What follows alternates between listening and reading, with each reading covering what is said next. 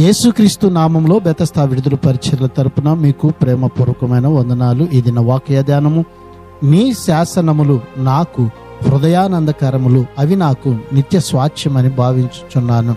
కీర్తనల గ్రంథం 119వ అధ్యాయం 111వ వచనం.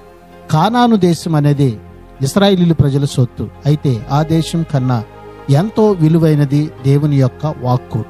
అది శాశ్వతమైన స్వాస్థ్యము, కలకాలం నిలిచే నిత్యానందము. మత్తయి సువార్త 24వ అధ్యాయం 35వ వచనం ప్రకారం ఆకాశమును భూమియు గతించును, కానీ నా మాటలు ఏమాత్రమును గతింపవు అని యేసు ప్రభు మాట్లాడుచున్నాడు.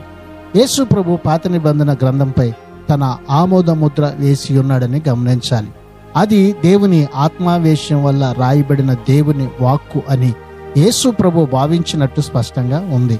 యేసు దేవుని అవతారము కాబట్టి, అన్ని తెలిసిన వాడు కాబట్టి, మనం కూడా ఆయన వెలిబుచ్చిన సంగతులన్నీ గట్టిగా నమ్మాలి. ప్రార్థన.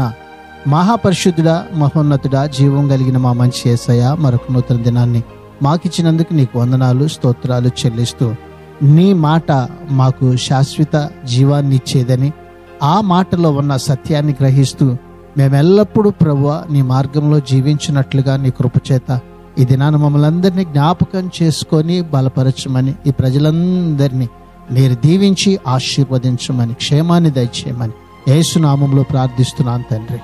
ఆమేన్.